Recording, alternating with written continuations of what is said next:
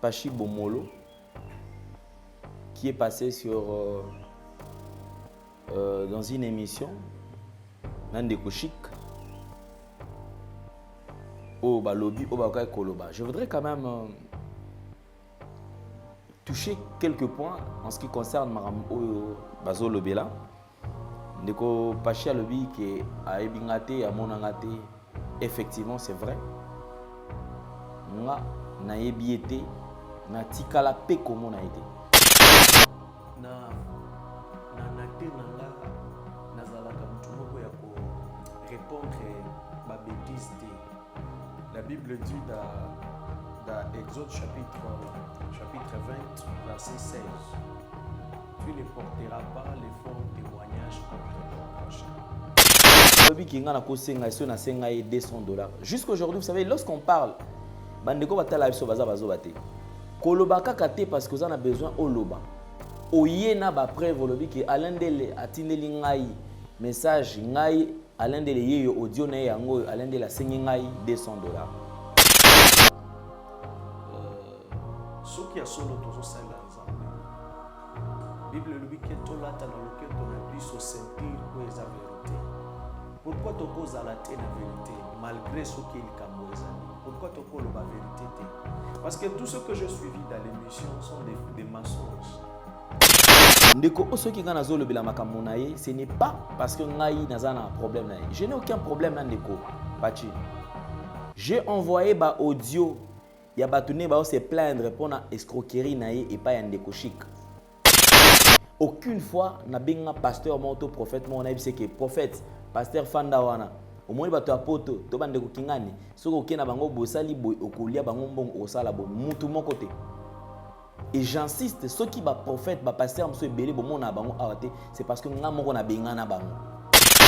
Pour être d'abord vrai, moi je n'ai pas de problème avec un prophète Pachi. C'est peut-être lui qui a mon problème parce que après monsieur wana Nazoa qui m'appelle même il y a ma menace, Nazoa qui m'a message mon source, je crois, je vous ai transféré ma message mon source.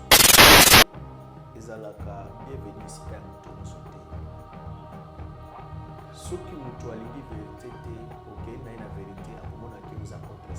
Vous avez suivi l'émission de chez Bisso, vous avez suivi à l'Obi Kenga Nazaki qui envié ceci cela. Vous voyez, vérité ce qui ok na mutu na vérité, il va voir directement que osa contre succès na ye. Prophète ya ba réseaux sociaux, ba prophète ya ba YouTube, bazana ba église té, afin l'église en déconner mon ko akangi ba photo. Ses frères vont même se permettre pour dire qu'ils ont orphelinat, ake ko kanga ba photo ya orphelinat na orphelinat ba tu papa Israël Nash. Et avant qu'il fasse cette émission là, abenga qui grande sœur nanga. Abenga qui Paul abenga qui grande sœur nanga, atindela qui même ba message ko kala. Grande sœur nanga a transféré qui nga yango na esinga ke otia yango na chaîne te likambo na esila.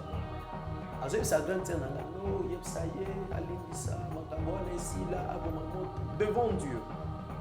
Alors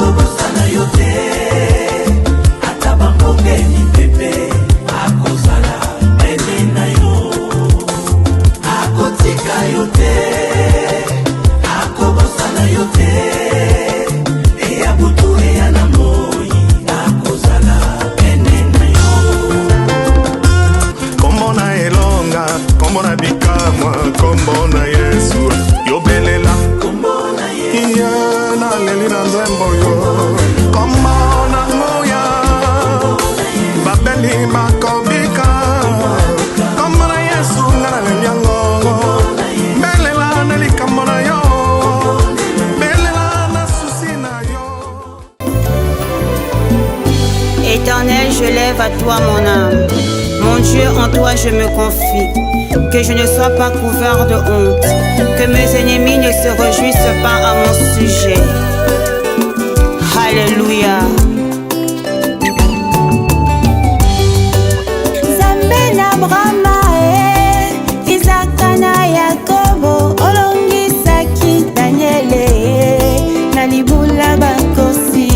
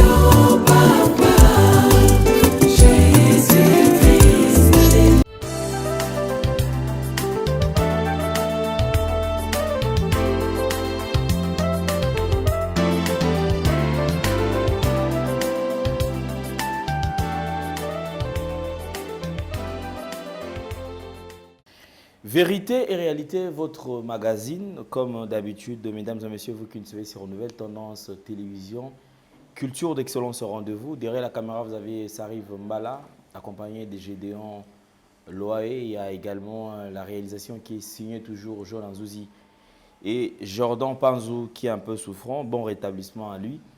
Je crois que c'est comme ça que nous allons travailler. Alors, le tout premier point à aborder, c'est la fondation Ndélé au cœur de la nation, ainsi que l'orphelinat Famille du Cœur Christ Rédempteur. Nous traversons cette période de festivité. Je crois que chaque parent s'apprête au moins à satisfaire ses enfants pendant cette période de fête, raison pour laquelle nous vous prions également de penser à ces orphelins. Oebike, oza touché, nzamba pambolio, lolenge ozo kanisa. Ko pambola bana na yo to ko tia bana ba condition malamu lolenge pe ozala malamu okanisa pe ko bongisa to ko tia bandeko pe oyo bazali na orphelinat nzambe pe akopambola.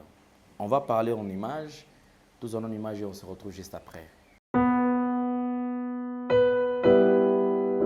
Tango nyonso molinganga nazalaki komona baninganga na baboti na bango nga ba parents bazate vinanga pasi. Est-ce que koko fait la baboti ezali sumu? Kozanga baboti est-ce que ezali sumu? Voilà, na ko pesa bino message. L'orphelinat Christ Rédempteur. Et ana posa lisungi na bino. Tala musala munene zo sala pona bana. Tala musala munene zo sala pona bana oyo. Mokiletiki ebwaki. Menza. De retour sur ce plateau. Merci à vous. Merci Nabandekoto Bozolanda Bisso.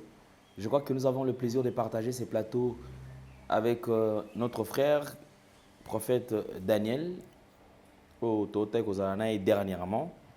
Alors je tiens quand même à apporter une petite lumière en ce qui concerne les images, parce que je suivis avant-hier Ndekona Bisso Pachi Bomolo, qui est passé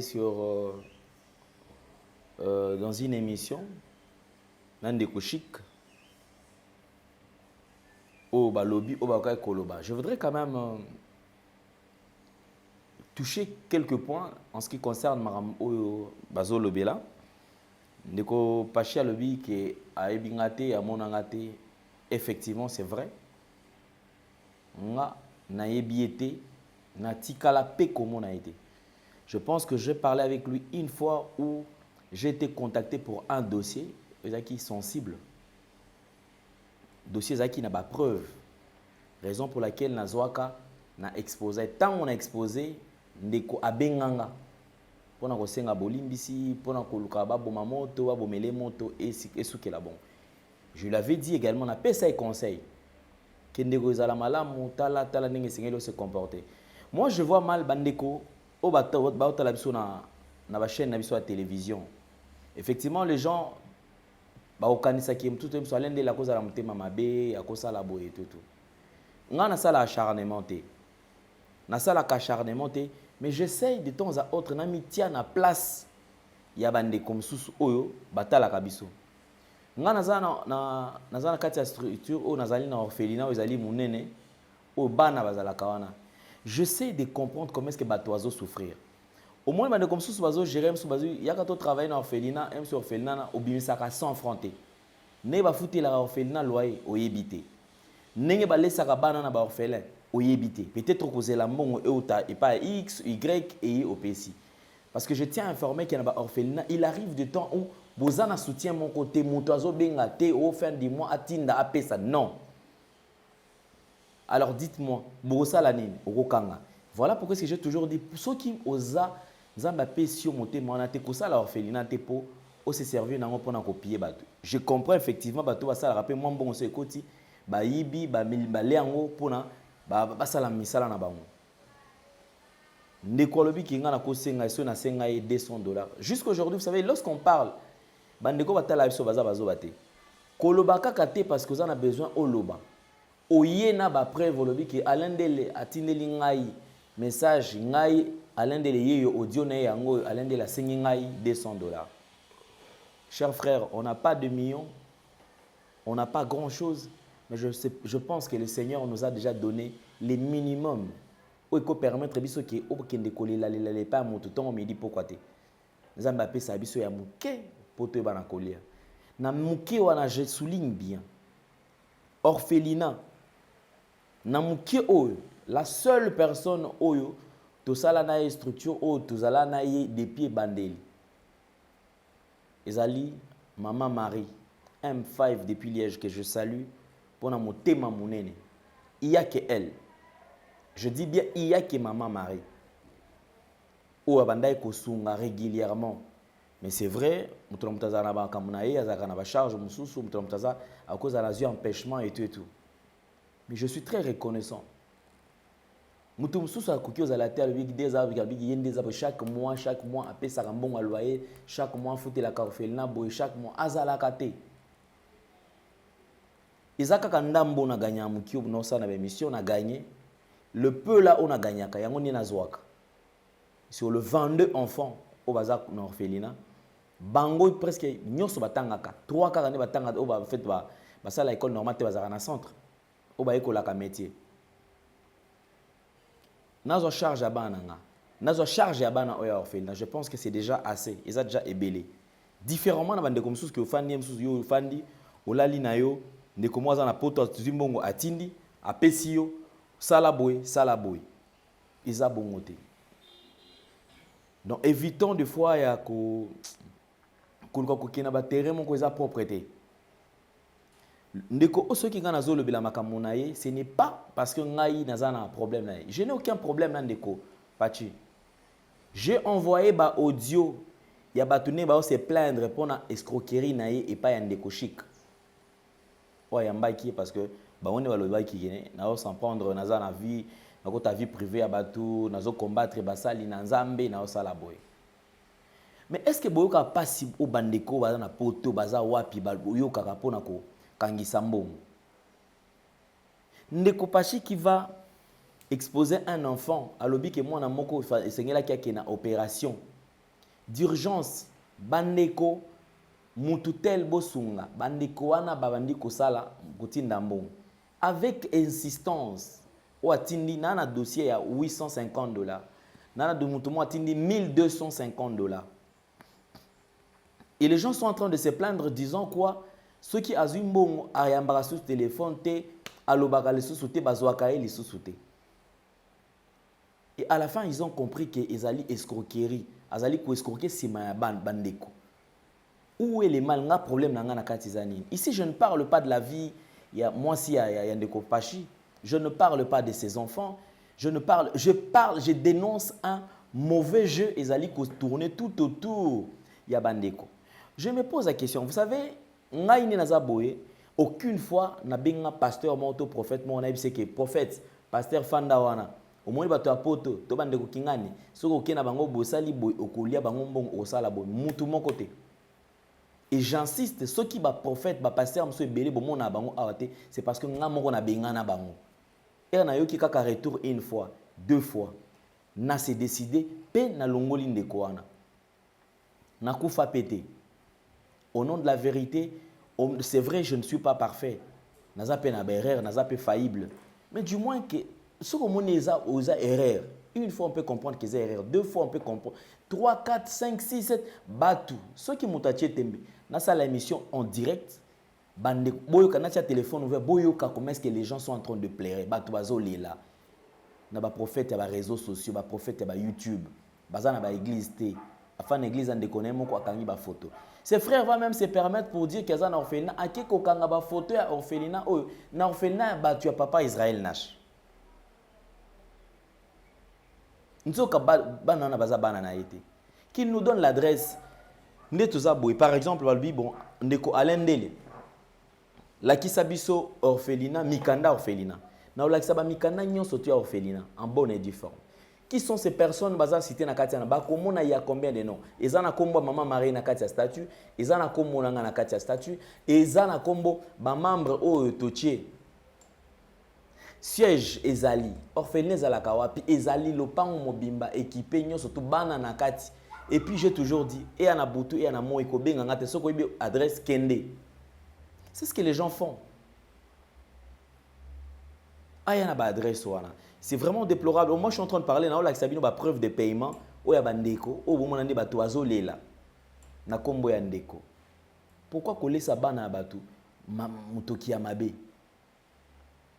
Pensez-vous que bandeko bazaka na poto ba souffrakaté vraiment? Pensez-vous que bandeko bazaka na poto bandeko bazana en Afrique bandeko bazo sunga biso awa mutu andimi bandeko admettons d'abord mutu aké na musala 1 heure ba foutem sur 7 euros to 8 euros to 10 euros.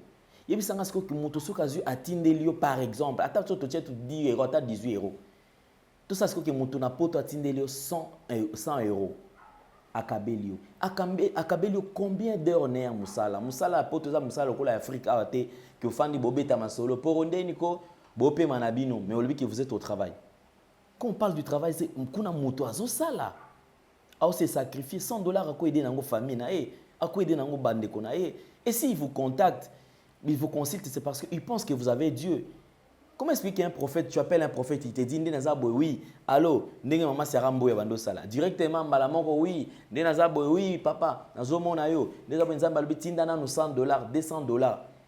Au problème, nanu a évité, likamunayo, nanu a évité, mais du coup, directement, Bengio, Babando Sengombon, et Salama Wapi Bandekona. Je ne refuse pas de faire ça, les bébés. Comment tu rôles l'humanisme est aussi la boye? Vous escroquez Ndekonayo. Merci beaucoup. Je crois que j'ai le plaisir de partager le plateau. Na Ndekonayo. On a apporté carré cette lumière. Après, bloc Isa est belé. So il ne pachi atie tembe. Na osa elaye. Ba émission en direct. Bandeko bazakuna. Parce que même bandeko bola na biso bomona kiza acharnement. Je n'ai rien à voir avec ce frère. Na mona ye boyete. Na kutana na yete na solo la pe na yete to yebani pete. Il m'aurait appris que yazaye pas nzambe mona nzambe malam parce que ngana mona fait pas ko nzambe malam. Na koli une église fait pas ça, fait pas ko nzambe malam. Na yembi kuna donc ça dit on a une adresse. Na yembi kuna na chorale ya ba ange de malaika bandeko ba yebi nzambe malam. Na komi dirigeant kuna na chorale wana. Na avancé na chorale na komi na chorale A. Kuna na komi dirigeant ya chorale A. Kuna na komi dirigeant ya chorale centrale. Kuna, c'est ce qui fait que j'ai appris à chanter là-bas. Na côté département évangélisation. Donc c'est une église qui m'a formé. Du moins nabi naza parfaité mais moi ndambo. Et je lui avais conseillé que frère soko uti na malam yeba ninga kotambola. Nza malam ezala na biloko bote. Ezala raté pesa mbongo ba osailo ba teka miracle. On présente quelqu'un Christ. C'est Christ qui guérit. Ce n'est pas toi qui guéris. Yozakaka, simple instrument. Je ne fais pas ça parce que ndeko aime son bon wana botina. Bandeko baza na baza awa. Nanyo aza fanda bi ofena onde za boy. Ngai ne za boy na tinda $100, $200, 1000 euros nabi e banda ko aider bana wana. Mutute bato aida kabiso na bandeko bazolila ke yo ba iskoka kinga mutu mo ta sala yango. Mutu mo ta sala yango te mais dis-moi je porte ces fardeaux. Ya ko sunga bandeko oyo. Nous avons le plaisir de dans le bien tous un prophète Daniel. Azali moko pe ndeko o ado travailler na ndeko Pachi. Na moi ba ndeko basali be mission. Ndeko Daniel, bonjour. Bonjour papa Limbeli. Santé boni papa. Très bien. Dieu fait grâce. Amen. Tous un enseignement ko partager plateau na yo. Na moni batu ba émission salami. Bah oui. Balobi yo Olandi émission? Oui, nalanda ki émission nini oyo moni est dérangé oyo moni ozana on d'accord te na émission de Holandaki. Nalanda ki émission ce qui est vrai na te nanga nazalaka mutu moko ya ko répondre ba bêtise te. La Bible dit dans Exode chapitre 20 verset 16. Tu ne porteras pas les faux témoignages contre ton prochain.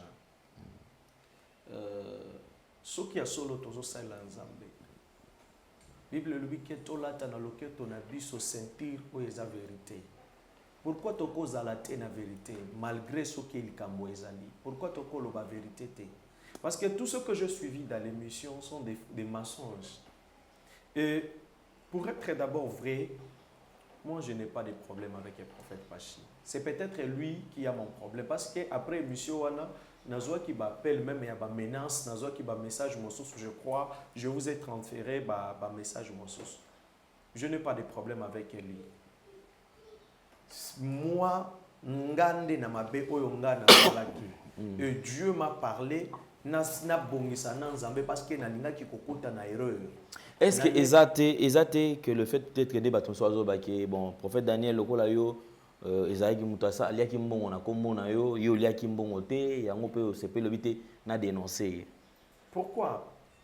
Pour un intérêt nini? D'abord moi je ne savais même pas qu'il y a une vidéo nazo sala yango pour que yakende kolia nango bambongo ndenge ali nango bambongo. Ce qui est pour ya bongo. Pourquoi tout ces temps? Parce que ça il est depuis avril. Pourquoi on a dénoncé qui était na juin, na juillet, août, septembre, octobre, til lelo na novembre. Ce qui est qui na dénoncé tant galia kimbongo wana. Mais na dénoncé yango depuis longtemps. Mais 6 mois après moi maintenant nazala ki na ngomba nazo sambela nzambe, je vis cette image à mes yeux. Et j'ai compris que ezala qui peut-être le cola parmi les obstacles peut-être ya mabunde nanga parce que nazala ki kokosa bato et je arrangé avec Dieu. Vous savez, il y a des péchés oyo ko confesser yo moko, eza péché mususu fo omona mosali ya nzambe. Eza péché mususu pe sengaka il faut lo bayango en public parce que osala ki yango en public. Et moi je me suis senti coupable na makambo wana nde na yaki na lo bayango. Et d'abord ndenge bato oyo ba olobi ke bazolo ba wana. Est-ce que balanda qui vraiment émission bien? Parce que dans l'émission, je n'ai rien parlé des prophètes Pachi. Tout ce qu'il est en train de parler de moi, là, à Benga qui même est journaliste, moi en France, à Bandi Koepsaye, de n'importe quoi, journaliste, toi, à Ebisinga. Moi, je ne vais pas beaucoup toucher de sa vie. Et nako ki kozala mutute oyo akoko étaler vie ya mosali ya nzambe na internet. C'est un serviteur de Dieu, nga naza lokola David. Malgré Saül, nzambe atikiye na kokite kotia likonga ndikolo ya Saül. Donc makambo na ye na ye ki koloba yango te, j'étais venu pour parler de moi. Et les gens m'appellent, non, au trahir revient à yo, ceci. Trahison d'abord c'est quoi? Donc eza eloko moko tozala ki kosala kop moko tosala ki yango na ye ko trahir. Donc moi je ne suis pas là pour na ya koloba biloko moko likolo na ye prophète omoni ndenge ayaki na télévision wana. Quand il parle d'abord tu vas comprendre que la personne ici n'est pas assis, il n'est pas, c'est comme si bien enseigné. La façon de parler dans l'émission wana na landa ki yango vraiment na omona que la personne touche ici. Et l'émission là, il y a qui a créé même problème même au niveau de la famille mais et on est des chrétiens, famille Nabiso. Et puis écoute que l'émission on est bima qui écoute qui biso to wana qui prière 2 jours na kati ya famille za mapesa ki biso. Tango totali yango biso nyoso na salon na papa et ba point mosusu a touché ki wana ezala qui un peu profond. Non, maman na bango, moi si ya papa na bango, abenga na bango ceci. On n'a pas voulu aller de loin, même si papa Keto Tikayango Nzamba ko s'est justifié. Moi je ne suis pas là pour n'alandaye. Moi je cours derrière la vérité. Naiki koko sala confession si kayaba Nzambe que non. Et l'autre wana na sala qui et ezala qui m'a bé puis Nzamba sepela ki nangote. Et pourquoi je amené ça sur les médias? Parce qu'il y a des autres gens qui disent non, pourquoi ça me l'a qui karaté ou y'a nango na média. Si j'ai amené sur les médias, c'est parce que et les cas qui paient na média. Vous voyez, et ça le coup là, nazu moi si à bateau, na salle na yekobo. Pour nazu à bolimbisi, fallait na salle la confession, y a bateau ba ebake nazu qui moi si à bateau. Parce que tant on nazu qui moi si à bateau, et ça moi si à bateau, faut na salle la confession bateau ba eba. Ou les qui na bomba na nango pembe non. Yamba masumu mosusu esenga ke il faut kaka oloba yango parce que les cas qui na média yango na yaki koloba soki ye na mutu na yazo retenir que non nazana problème na ye bon ezaye mais moi devant Dieu connaît mon cœur, je n'ai rien contre lui parce que soki nazala qui na problème na ye au moins émission na landa ki ona soki nazala qui na problème na ye nazana ba preuve mosusu oyo soki na lobi ke na bimisa yango ne boye et kozala mabe. Mais je ne peux pas le faire parce que c'est un serviteur de Dieu. Il faut mais c'est un serviteur de Dieu, Ndeko Daniel. Mais tu sais quand même, que ndeko fachi eloko wana asali eza liboso te. Peut-être alia mbongo ya moto sima ya mouvement moko boyebi ke eza liboso te parce que ozoyoka ndenge tout à l'heure on a dit oloba awa ozoka ne bato baoselama te bazolela na likambo wana yo ozali quand même pemene oyebi quand même ke moto naza na ati o quand même eza pe eloko ya malamu te mais pourquoi yo bandaki koporter les conseils te ke papa ndeko na nga ndenge ozokende mpe na boye yango te kenani tofandisi keno papa parce que ça papa te ndeko na ngai homme de Dieu. Est-ce qu'il n'y a pas moyen oti kanzela parce que ngai na fani non mais na comprendre que loko ndenge ozokenango eza malamu te nzambe akosepela nango te. Vous savez papa Alain, vérité ezalaka bienvenue esika ya moto nyonso te. Soki mutu alingi vérité te, ok, na vérité akomona ke oza contre succès na yo. Vous avez suivi l'émission de chez Bisso, vous avez suivi alobi kenga nazaki ko envier ceci cela. Vous voyez, vérité soki ok na mutu na vérité, il va voir directement que oza contre succès na ye. Or moi na koko za la contre succès na été. Moi je tala exemple, tala kaka ndenge na ko sala confession ya vie na nga moko. Aujourd'hui, je suis en danger. Et ça, heureusement que preuve ezali ya message na appel mosusu eza enregistré. Comment est-ce qu'il y a des autres qui m'appellent pour me menacer, pour me dire que non, tu as sali boye, comment on a boye ceci cela. Voyez. Et avant qu'il fasse cette émission là, abenga qui grande sœur nanga. Abengaki Paul abengaki grande sœur nanga atindelaki même ba message vocal. Grande sœur nanga a transféraki nga yango mais singa ke kotia yango na chanter likambo wana esi la bonne. Azoyi sa grande sœur nanga no yebsa ye alimbisa makambo wana esi la aboma moto devant Dieu. Alors asali eloko mo de ce qu'il a eu à faire aussi pour nanga ko contacter bande comme sous ba serviteur de Dieu qui ba benga nga. J'étais étonné à komona ke et qui lui sous na katia aye lui sous na média pour parler autre chose contraire de ce qu'elle a parlé avec ma soeur. Ma soeur m'a appelé tant qu'on a tindeli nani wana ba nani oyo ba lié ya émission wana atali yango aisinga vraiment mutu na yo aza mabe beaucoup tana na yena no wapi. Donc elle est les grandes sœurs nanga et tout ce qu'il a parlé na katia émission. Nzambe alimbisa ye. Je ne vais pas parler de sa vie. Nakati ya Bible oyonga na tangi yango na théologie esika ya Dr Godé Hermando na yoki mukolo moko te verset moko ba ebisinga acte de Pachibomolo bien évangile selon Pachibomolo. Donc na koko te ayete. Je t'ai pas appelé pour na te aye na bengami po ya kote ya Yesu Masia pour na kote ya makambo eza na Bible. Donc makambo na ye nga déjà na sina lobi oyo nga na salaki oyo etikali afinganga aloba soki ndenge ni ye moko na nzambe na ye et nzambe moko nde akopesa biso je peux dire comment nzambe moko nde akofuta biso mutu na mutu parce que Bible lobi on ne se manque pas de Dieu, ce qu'un homme aura semé c'est ce qu'il mentionnera. Ozwa déjà tant yo ofanda na ye opc conseil que nzela oyo yango te. Papa, là, si je peux vous aider, na sungape bato ba ota la biso, to solo la biloko mosusu. Parce que ceux qui na lobi ke na bandako solo la, ekobima lokola na osala polémique. Parce que wana ndenga na oboya, ezala ke na ye na télévision ko ya koloba kombo ya moto. Parce que na ere oyo nazo isayo, émission oyo ndenge o le kaboy. Lobi moto amati lisusu na émission lobi biloko mosusu. So, au moins que ceux qui te lobby to bandaka kotala ba makambo oyo to loba faso kaka ya biso koloba mutu azana mai bato ba Holanda biso bana mai mutu azana mai la kweba ka eloko oyo ba lobby bo les abontés. Si moi je suis venu parler exacté parce que à pesinga mbongo te ou bien c'est quoi c'est non. D'abord c'est un vieux que j'avais porté dans le cœur, Nalina qui est ma casse. On marchait presque partout avec lui. C'est un vieux que, Abimisa meme bilamba na ye oyazaki kolata ekokaka ye lisusu te mpo akomaki monene parce que na kala azalaki nzoto lokola ngaka boye abimisi yango apesanga nalie biloko na ndako na ye. Donc c'est un vieux que j'ai aimé, je respectais malgré bamakambo na ye nyonso, je respectais. On était comme des frères. Jusqu'aujourd'hui on est comme des frères.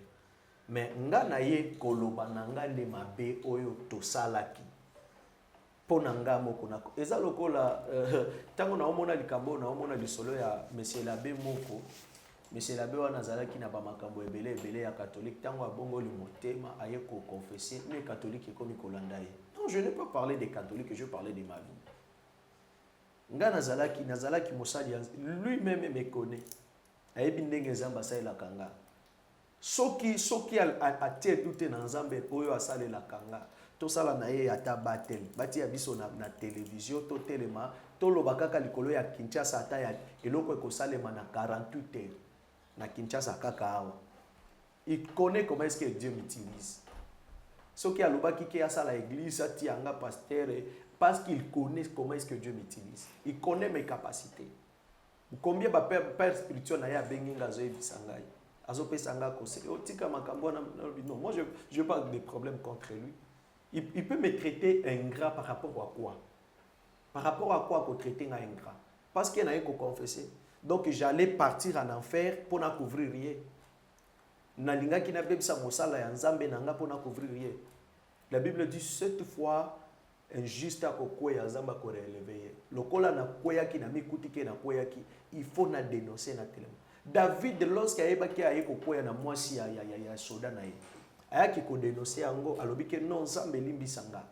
Na kweya ki na mwasi ya soda nanga. Esikoyo lokola lobaki bomba lingaki ya bomba yango po eza soni andima ko kene na fait. Non. Vraiment, merci beaucoup. Alors je crois que prophète, à la fin, nous allons encore une fois de plus la vidéo qui a créé des ennuis, hein, c'est-à-dire vidéo le fait que le prophète a qui dénoncé, a qui senga bolimbisi. La vidéo au botalaki et tambolaki mingi, que effectivement esaïe, mais vidéo les alaki trafiqué na nenge yamabe. Tochango na suka il y a émission alors dans quelques 3, 4, 5 minutes. Je voudrais quand même que l'AOP tant Bandeko Baota Layo un dernier message de réconfort et aussi coordonner pour que Bandeko prochainement bandenge nini ba okiko travailler na yo au cas où bazana besoin il y a lisungi to ko bandenge nzambe azo utiliser yo. D'abord nalinga ki na former yo avant que otikangana solo la nga na former yo ke nazana programme ya prière moko tozana groupe moko ya prière tozo sambela po ya mboka tozana programme ya kokende na Bunagana. Tozo kende kosala prière na Bunagana et parce que eza message oyo zamba pesa nga depuis longtemps na ba chaîne mosusu na bimi na pesa ki yango déjà et que na fin de l'année oyo zamba zozong c'est la biso mboka na biso oyo ba nani ba rebelle ba kota ki donc à partir ya décembre tokozala na Bunagana tozana prière wana le 25 décembre eza sujet pe ya ko tia yango na prière même pour les téléspectateurs na biso batia yango na prière ce qui veut soutenir par la prière et le 25 décembre tozana Bunagana pour na losambo. D'accord, merci beaucoup, il n'y a pas de problème. Alors on sera tous ensemble du côté Bunagana le 25 décembre. Merci beaucoup Namande Kubo Landabiso. Un tout dernier message de la part du prophète Daniel. Merci. Peuple de Dieu, que Dieu vous bénisse. Bouti Kolanda, le prophète Daniel Assoumani. Zambia pambola bino nalinga ki ko éclaircir bino parce que nazwa ki ba pele belé nalinga ko éclaircir bino pona makambo oyo eleka ki je n'ai pas de problème contre le serviteur de Dieu mais je t'ai venu dénoncer le mal parce que na okubati la salité te zambalinga salité te zambalinga masumu te et yango na ki ko dénoncer yango nazawa na pona bino le prophète Daniel numéro nanga eza wana soki oza na posa ya orientation spirituelle oza na posa ya consultation prophétique naza wana pona bino et nalingi na yebisa yo avant que obenganga nalingi na yebisa yo que je ne suis pas magicien na nganga kiste oko benganga soki zamba yebisinga eloko te ko s'attendre te ke na ko yebisa yo pona sepelisa yo et naza à l'écoute ya nzambe. Je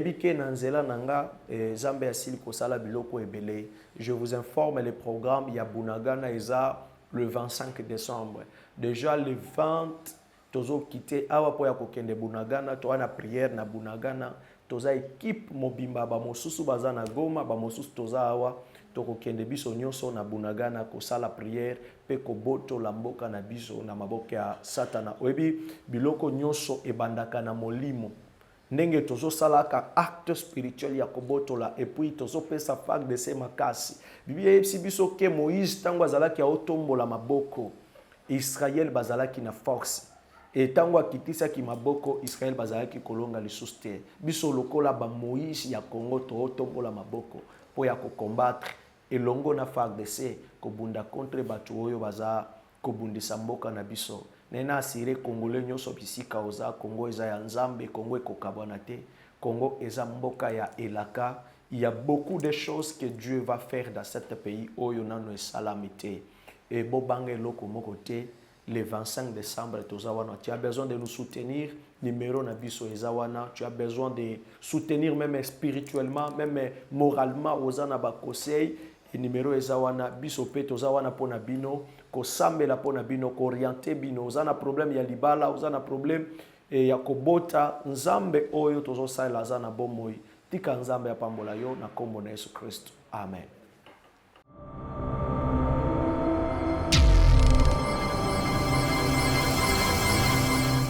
Un frère que nous allons découvrir tous ensemble, Azanani, Aoutiwapi, P, Nini Oyo, Amemeli Biso. Mais avant tout, je crois que nous allons suivre un extrait. Il y a une vidéo. Oyo Bolantolanda Awa. Toyeba vidéo Oyo. Izalaki na circonstance Nini. Vidéo Oyo. Nani. Asalaki Yango.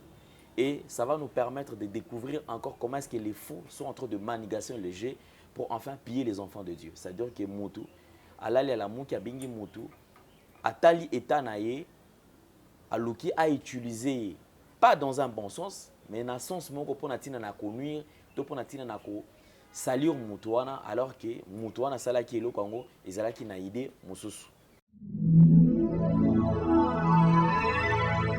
Makambo ya boye ndesika Nzamba pambola bato ba contribuer pona bada. Amen. Ko salisa bana oyo, na moment oyo bato bazokufa na Esther. Très bien. Ba papa bazokufa, bana bazotikala bango moko. Ba mama bazokufa, bana bazotikala bango moko. Siko charge ya bana nani onso. Yoya tanto pa ba mama moko bazana ba possibilité te. So tango ba robakisama charge zo koma place ya kolala ezate, place ya kovanda ezate, place ya makambebele ezate, bazali banda. Chantier estilité, pourquoi manque en possibilité?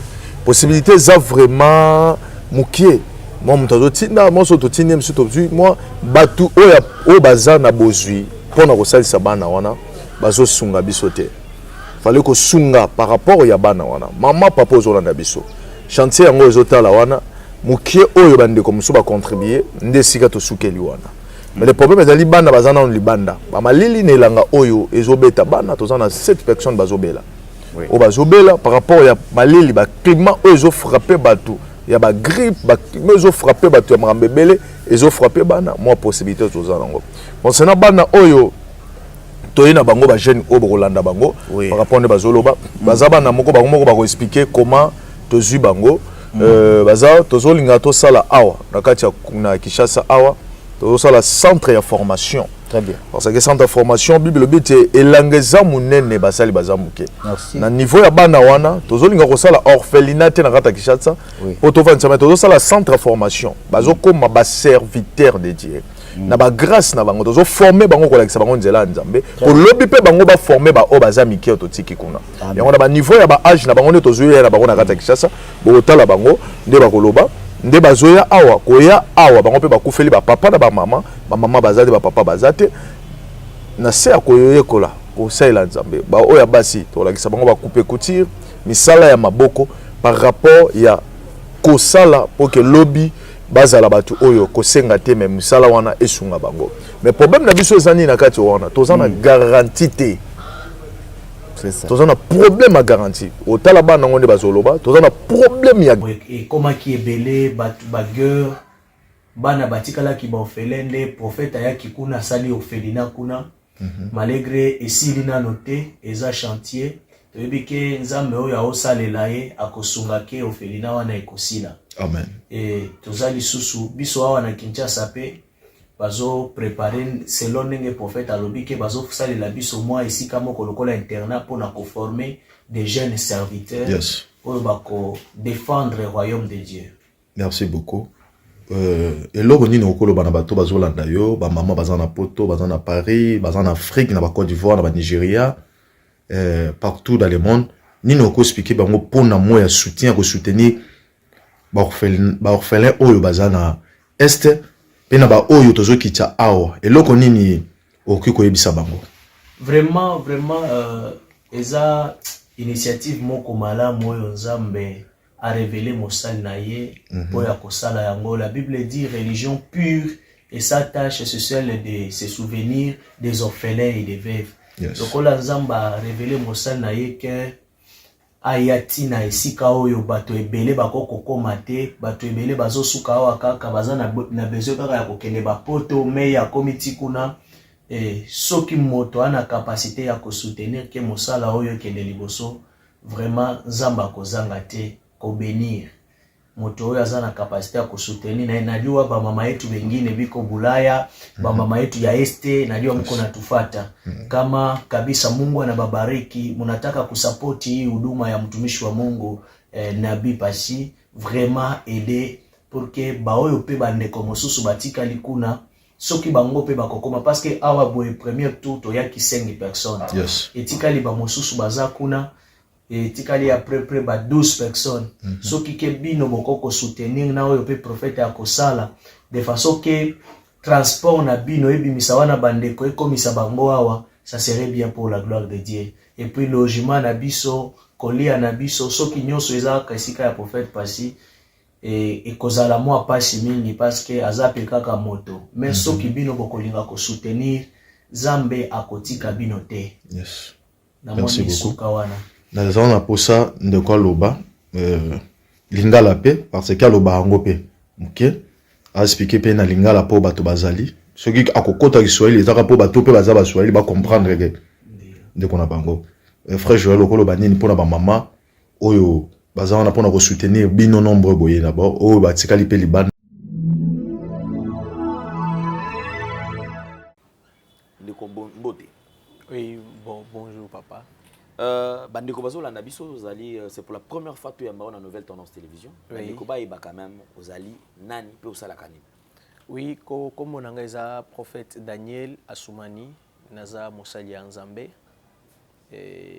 Nauti na Goma mais naza wana Kinshasa pour la mission ya Nzambe na yaki kosala mosala ya Nzambe na Kinshasa. OK, ndeko prophète Daniel ozali mosali na Nzambe outi Goma. Na Goma wando fanda côté nini? Bon, na sala ki émission moko na chaîne moko na lobaki po ya moto oyo ya nasa na émission na koloba nano esika nazalaki kofanda na Goma sika oyo te. Yeso ki alobiki azwaki nga na Goma, aloba esika oyo azwaki nga. Na oko yebisa bino ba journaliste mais ye na koloba nano yango na média te parce que akozwa yango pe kaka mbala moko wake a utiliser le yango. Alors vidéo toti olanda awa oki ko yebisa biso nano bokutana ki ndenge nini eloko nini esala manki elekaki. Merci beaucoup papa.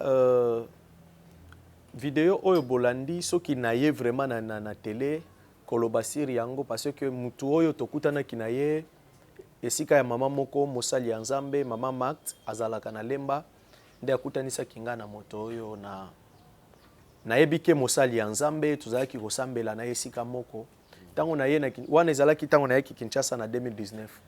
Tango na ye kokende Goma na ye kozonga lisusu na Kinshasa na bandaki mosala ya Nzambe na Mbudi na bandi mosala ya Nzambe nazokutanisa bato mais koma kitango moko place ya mbongo ya kofuta bisika tozalaki kosambela ezalaki te na ye koluka ye na yebisi ye ke no tala na bandaki awa mosala ya Nzambe mais nazwi ba difficulté ebele ayebisi nga d'ailleurs nga pe naza wana ba instrument na kotia yo ozala pasteur ya église tozo luka esika ya kotia église yaka ozala esika nanga ndenge tozalaki na ye sika na ye na fandaki j'avais vu beaucoup de choses et puis ayebisa kinga ke azosala orphelinat mais akoti yanga nazala cordon ya orphelinat wana.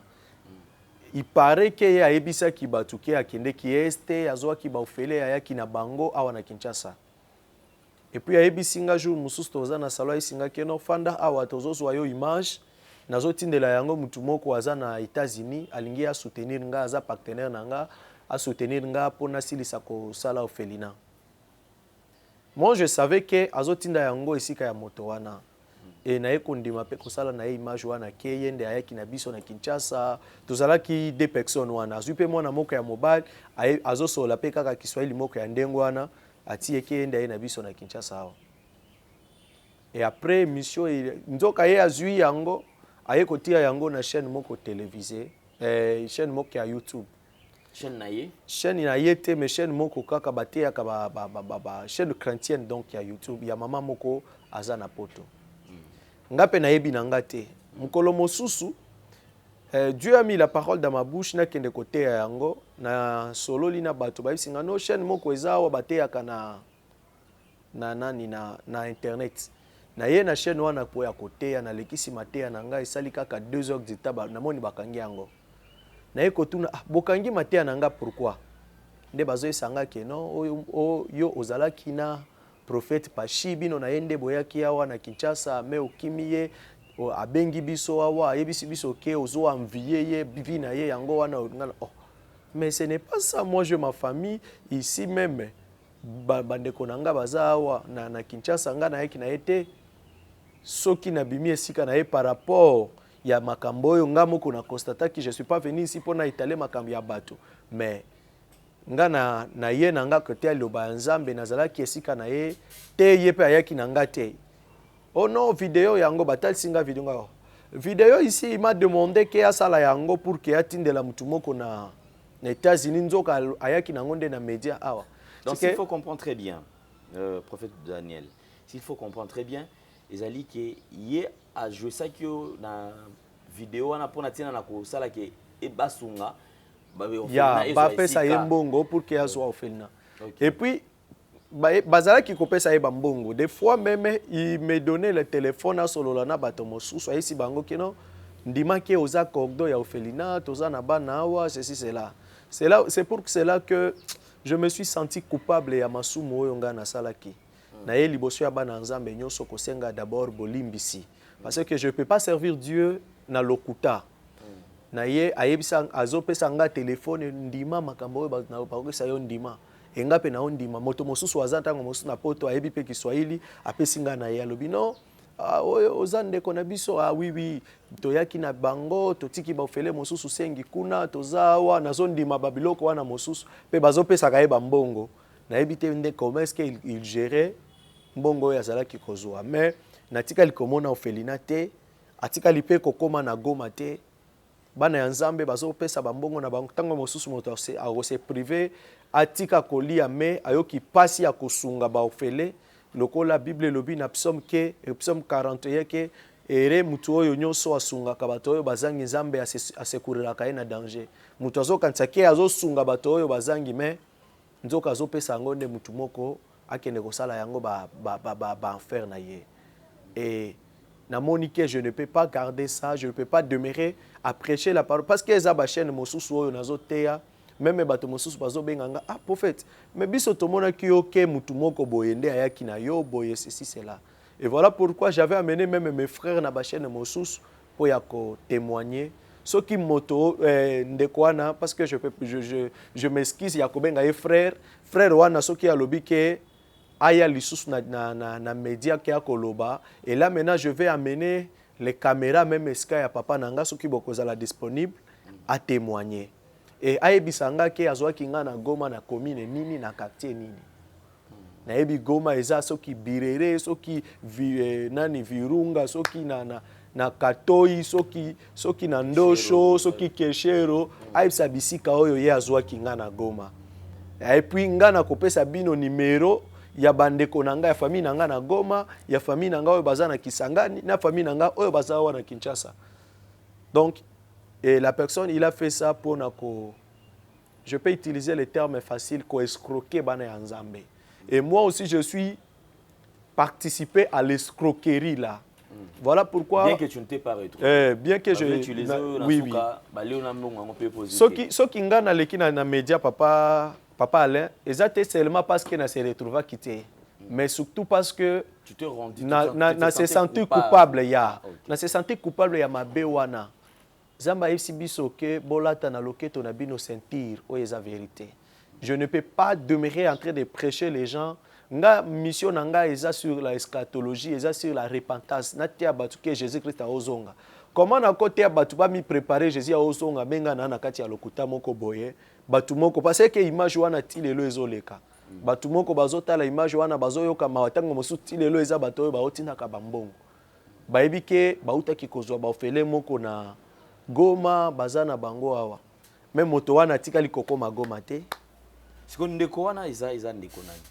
Bomoni ye na image wana prophète Pachi Bomolo. Menga na ebi nga na tango na ko benga ye frère parce que ça c'est jouer avec les choses de Dieu. Mon père m'a toujours dit que on ne se manque pas de Dieu. À tout moment, je ne comprenais pas après ma kambouana nazala qui qui na yeko kouta nana papa nanga. Il me dit toujours Daniel, sers ton Dieu en vérité. Sers ton Dieu en vérité. Oh, mais pourquoi papa me dit toujours ces choses? Peut-être Zambazo utilisé et là quoi les aki sko yokoti anga mal à l'aise na lobi. Pourquoi zo sanga kaka bosse que il fallait na loba ilo koyo. Je me sentais coupable. Ya likambouana na ko sala nzambe te na kati ya mélange nde yango na monike na ye liboso na yo lelo pona dénoncer yango. D'accord, merci beaucoup. Je crois quand même le même frère, nous l'avons retrouvé, je crois, il y a pas très longtemps. Dans le dossier Moko Izaki cité Awa. On va suivre quand même encore une vidéo. Il y a Ndeko. Pachi Bomolo. Ndeko Pachi Bomolo. J'ai été contacté par plusieurs personnes pour ce qui concerne ces frères qui sont en train de piller. Ouazali ko détruire le ZAM. Ouazali ko escroquer ba en Zambé. Aujourd'hui, ce n'est que peut-être une confirmation encore OEE. Mais du moins, moi j'ai été contacté depuis longtemps. On va suivre une vidéo où Azwaki Ndeko Nabiso Jemima. Azali influenceuse, Ndeko sur TikTok, où Ndeko mingi mingi. Où Kobimisa Ndeko, où Ndeko Azali na Molili, à Kota Boy. On va suivre une vidéo où il est kaki, alikaki na émission pour natina na kosala loko les ali prophétie. Zoka Ndeko o makambu to lobi awa, isa makambu ya lukuta. On va suivre quand même la condensée. Ou asala ki pour na Ndeko Jemima. Pena o bandeko jemema ba réponda qui est pour plus de lumière p et ban resoma biso suivant.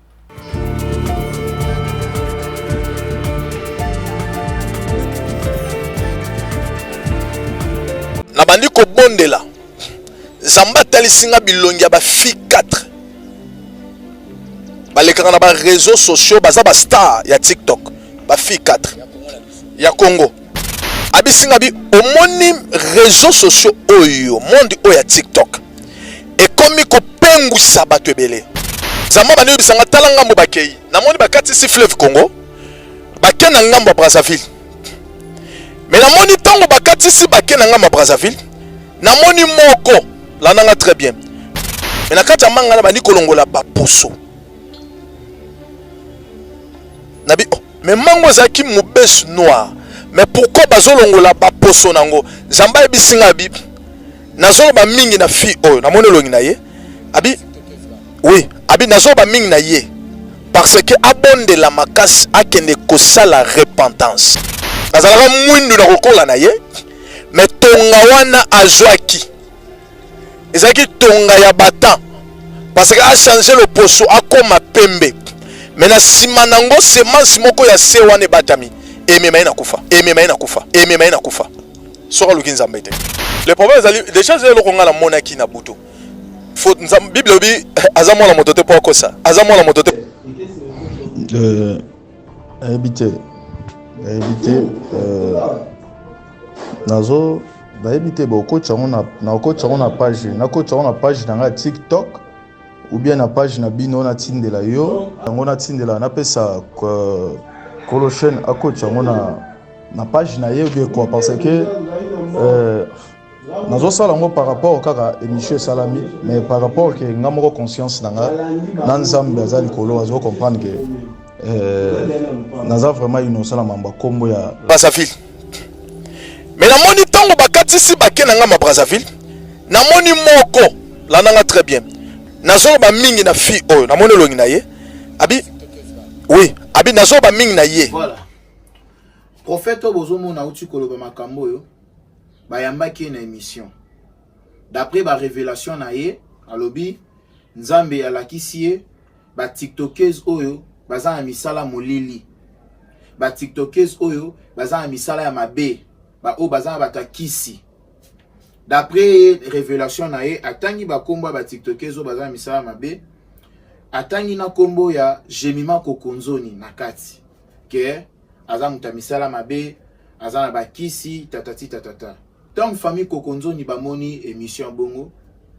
et sali bango bien te comment se fait-il moi na bango ba sali réputation na ye comment prophète olobake moi na biso aza na bakisi aza muta misala mabe nde pour ça qui famille Kokonzoni ba poursuivre prophète wana na ba poursuite o basali ba ko bimisa adresse ya prophète wana place avandaka numéro ya téléphone na ye na ba élément nyonso ya identité na ye prophète awanganya bino ezanga ite mutabaito sa makamwana eza présentateur ya émission ba juste ba bimisi identité adresse numéro de téléphone ya présentateur ya émission ya émission awangani o eza prophète anane mutu alobaito sa la bongo alors na minute oyo makambo ekomaki grave okangisa mutu eza eloko ya mabe prophète ana sengi bolimbisanga ba manipulaki biso de aye kotinda ba voice donc ba voice oyo nazo chango boyoka yemo makambo alobi que non lokwa ali reza boye nazo sala vidéo déjà pona démentir makambo nyonso na lobi eza ngo lokuta Jemima Kokonzoni azane na kisité donc nazo sala vidéo boye bisanga na chango na page nini na publier ngo wapi pona démentir boyo ka voice oyo ya ye moko prophète ana sima tozo zonga habité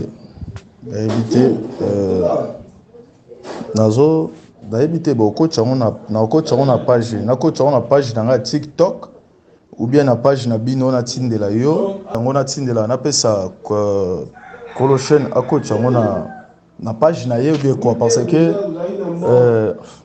nazo sala ngo par rapport au kaka émission salami mais par rapport que ngamoko conscience nanga nanzambe azali kolo azo comprendre que naza vraiment innocent la mamba kombo ya la fille Jemima c'est ça.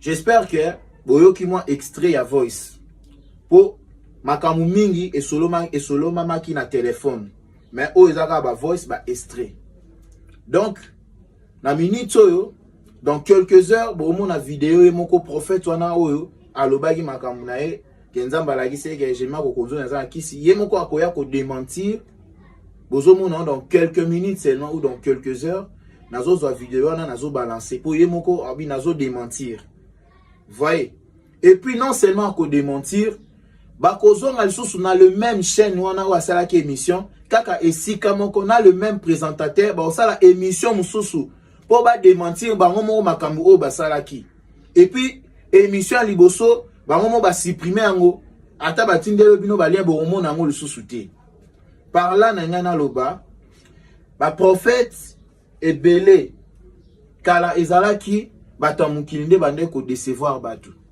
mais mikolo e commandé basala nzambe ne bakomi ko décevoir bato oyo kakuna komi o Jean Branham plus que Dieu o mususu kuna koma na ye mutu ya kopente o mususu kuna akoma na ye mutakala na mboka miso to na makambo ebele o ba prophète sengela bolandela Eli asakola ki pona social abaki lobi kaka na tongo sakombi sakombi ya masango e koma 200 francs bato bachaki temba efsai bango boche tembe bokomona ngo me bokolia te lobi pe biloko ekiti ba prophète abongo bazana na Congo te prophétie na Congo ezaka sur ba vie privée ya bato sur ba vie ya bato c'est pas bon ta siko yo moko omi humilié tant siko vidéo na ozo démentir que non bato bandima ki otongo bi nzambe mutalaki singa nazomona zamba zolakisanga ezana mona mwasi mwa tiktokers asa pembe akatsaki na Brazzaville akendaki be makambo lobi o affirmer que eza ya solo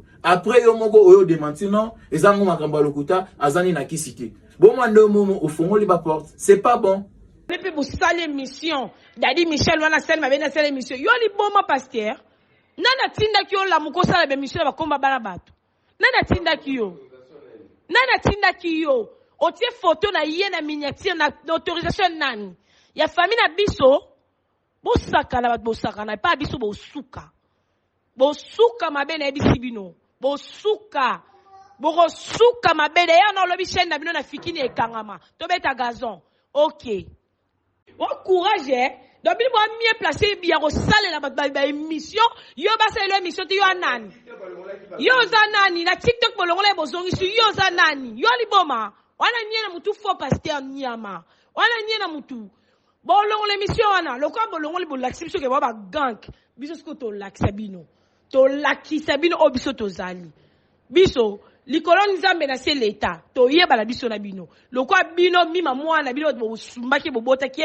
oyenoka na tongo sifo tango no tiela miniature njo finga toyeba na bino boma na mitu na bino nini ezwa bino bebi bitu yo pasteur yo osambwa yo pendane mutali boso yo pasteur yo no futa masumu biso toyiba ngote yo nga pena ndaku no na yebi mamtu yo na yebi so to jio to zo mwasi nao yo pasteur yo faux pasteur moyibi ya lokuta escroc ya mito ngasko na ofinga ofunda nga pa nzambe funda ngasko pa nzambe so a vrai pasteur yo lokola bolobi bolongo l'émission ana te c'est là ce qu'on a 51 émissions 10 000 émissions et puis ba yo kanga yo en pleine église na ndaku na yo so tiete meto beta lokwa yo lobe olongo l'émission ana te yo sambo lokwa mbonga kalotambo na Kishasa te oko sambo lokwa mbonga ngala internet ezo kitoko ba miniature nyonso bandozaka yo est-ce qu'on a ce qu'on a fongola ba mwana biso yo sikoyo oleka partout na ba chaîne nyonso ya Kishasa oyoki on a problème na mutu baby mutu pasteur donc yo longo l'émission te ba Michel a salé bino émission bino wa mieux placé avec sa réputation batou on la yo la buke okoyo na chaîne on dit ko kosi la ba makambu on va que longo l'émission te bolongo émission te papa ngana ebisi bino ke bino bolongo l'émission ana lo baka bino bo ba leta bo ba nzambi bolongo l'émission ana to beta oko longo l'émission faux pasteur o longo lango sinon de moi sinon na bana ba kota la miniature wanga na oyebiso o sepela oko sepela oko zoya yo zelo lapa.